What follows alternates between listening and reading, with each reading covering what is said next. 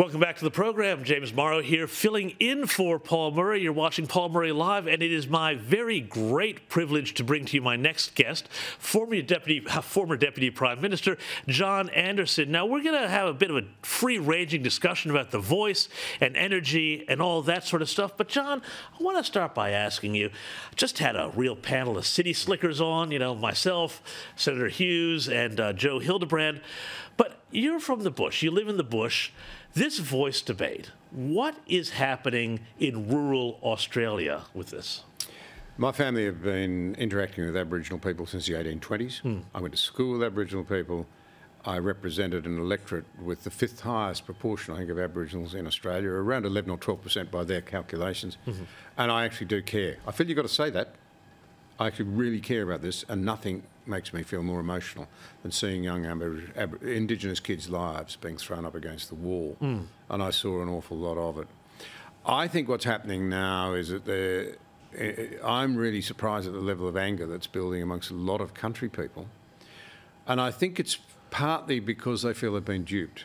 I think, like the rest of Australia, they wanted to support recognition. I wanted to support recognition. But recognition has now had tacked onto it the voice.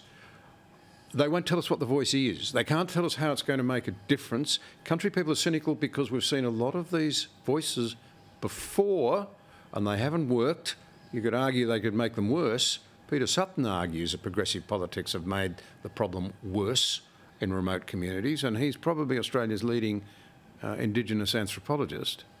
And it's obvious now that the voice is really part of a separatist movement. This was meant to bring us together. It's divided us now. The long-term game, we have to be suspicious now, because of the games of deception, the lack of answers, is about separatism. It's co-sovereignty. How does that work? And people are starting, I've noticed the baseball bats are starting to come out.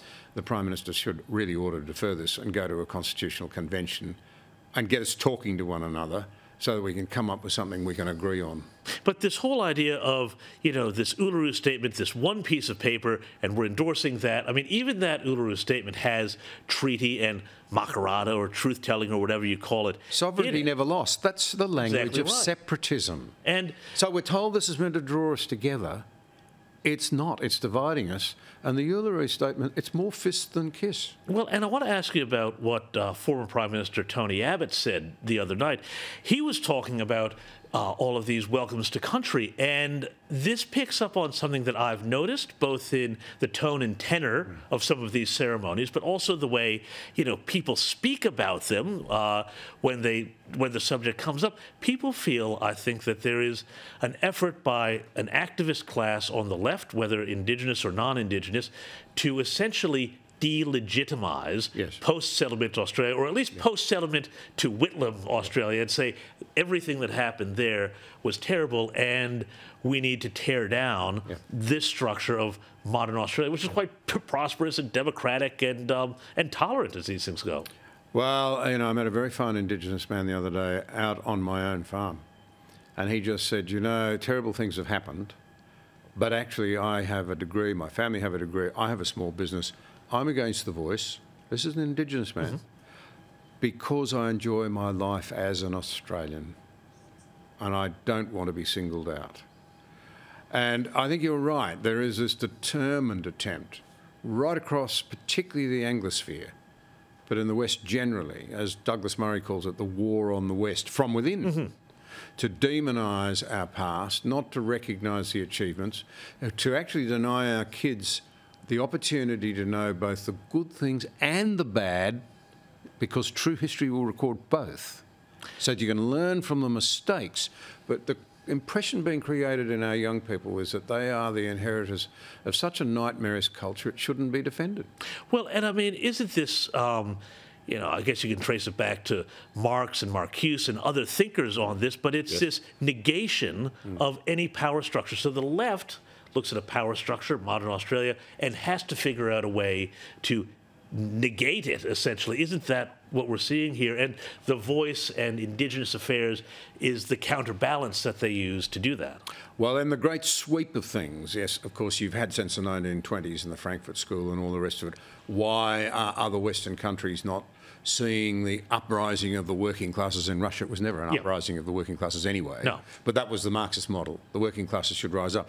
They seem to be they've been opiated.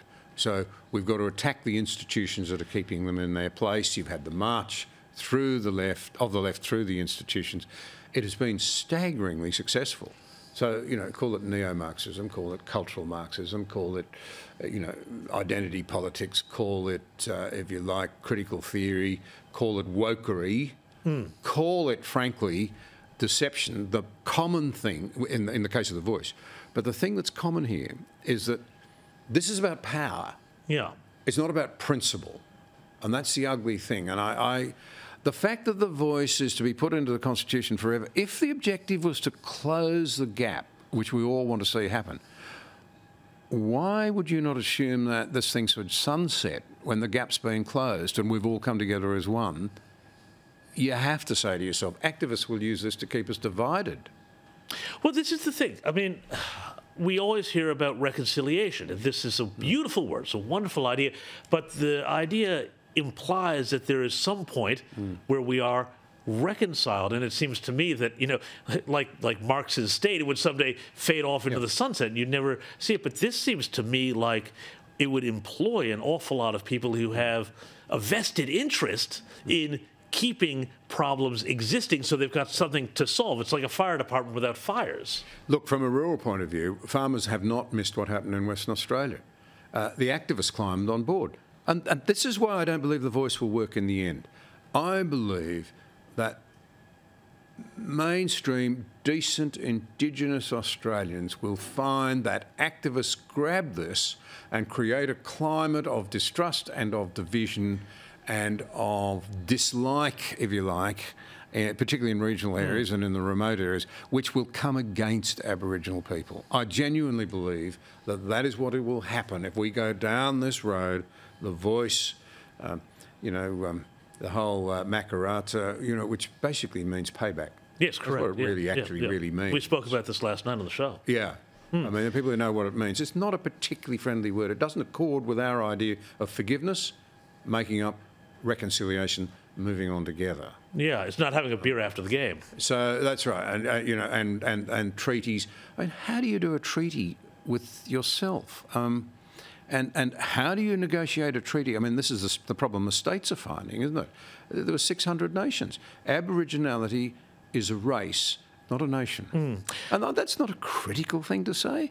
I mean, the Aboriginal people, and many of the ones that I've met, they're very proud of their own small local nation. But they're very widespread. Look at a map of Australia. John Anderson, before I let you go, I want to ask you about something else happening in the bush, and this is the push for net zero and the effect that it's having in rural communities. I'm hearing complaints all over the shop about the impact, power prices, and, of course, transmission lines and everything else. Tell me, from your perspective, what are you seeing? What are people talking about this push to net zero that the government is headlong on? Well, just as it has in the Netherlands and, of course, in Sri Lanka and in other parts of the world, it'll become a very hot issue indeed if you start interfering with farmers' ability to produce food and fibre directly. And that looks like it's where it's heading. I mean, we've had Lean all telling us that we've got to cut our cattle numbers in half by 2030. Can I make this point? Please. Emissions and climate change are painted as great moral choices. Feeding people is a great moral choice as well. And we have managed, the world's farmers are now feeding 10 billion people every year. Well, there aren't 10 billion people. The only reason anybody goes hungry is corruption, broken infrastructure, and we overeat in the West a bit. We do waste a bit.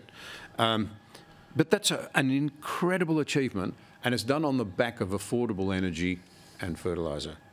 Now, if we're going to blow that out of the water, I'm not with you. I'm sorry, and I think farmers will rightly say, this is enough, stop it. Former Deputy Prime Minister John Anderson, thank you so much for joining me tonight.